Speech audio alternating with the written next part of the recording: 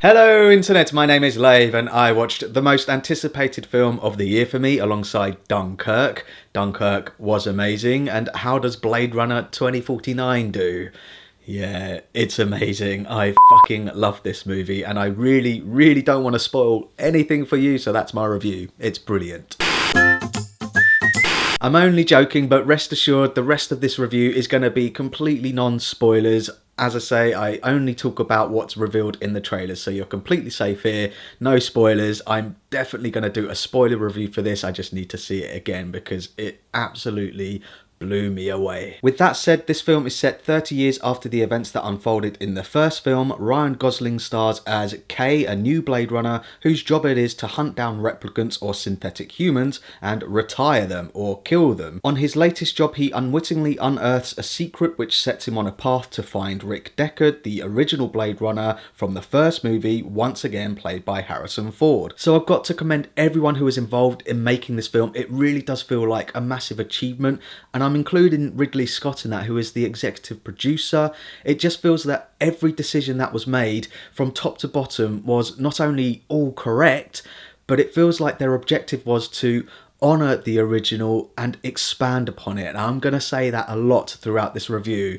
Honouring the original and expanding on it. It's amazing. So let's start with the cast. Ryan Gosling is great as this new Blade Runner K. Apparently the role was written for him and his performance is fantastic. Loved it, no complaints there. Harrison Ford reminds us that if he does give a shit about the material he's working on, he can and he does act in this. It's brilliant to see. And it doesn't stop there. There's so many supporting character roles in this which have been cast to perfection. You've got Dave Bautista, Lennie James, who you might recognise from The Walking Dead, Barkhad Abdi, the guy from Captain Phillips, Robin Wright. There's so many great little performances in there and they all do a fantastic job. And the world that they inhabit is just simply jaw-dropping. Just look at it.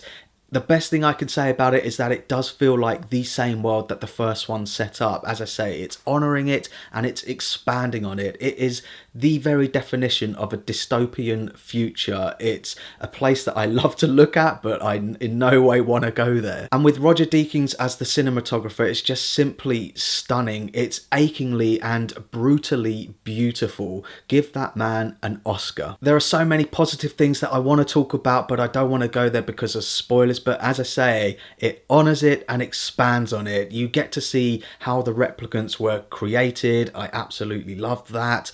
I love the fact that the Voight camp experiment also makes a return. It's been streamlined and is really intimidating actually. And the replicants themselves, they're despised by humans. The film really rams that home. Perhaps that's because they're so strong. When they punch, it's like a freight train. They are hard bastards. Not only that, it also expands on stuff which was only ever really discussed in the first film, like the idea of memories being implanted into the replicants. You see the mechanics and how the memories are made, and it's wonderfully realised. There are plenty of other visual motifs which are inspired by the first one, which I found particularly satisfying, like an origami sheep which pops up at one point, which is not only harking back to the original, but it's also a shout out to Philip K. Dick's original novel, which this is all based on. But perhaps my favourite visual motif, I think, is referencing the famous line that Rutger Hauer said at the end of the last one, like tears in rain. There's a moment where a character puts their hand up to the rain and it falls on their hand, and then they expand on that later on with another character lying down in the snow and becoming snow.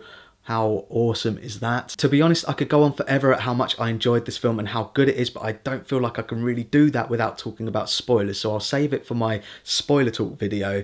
Let's talk about some negatives, again without going into spoilers. So Jared Leto plays the antagonist in this, and I'm no way questioning his commitment to the role, but it did come across as a bit hammy sometimes, and also I'm not entirely sure why this character is blind. In this world where they can replicate humans, why is he still blind? And they never really explain that. And there's also a minor character who is played by, I think, the same person who played Caliban in one of the X-Men films. He's essentially playing the same character, and he really is there just to talk a bit of exposition, which was a bit annoying, but okay, I let that one slide. And there are a couple of moments where a voiceover drops in. Now, my initial reaction to that was, It was a homage to the theatrical cut of Blade Runner where they famously put in Harrison Ford's narration because executive producers were worried people wouldn't get it.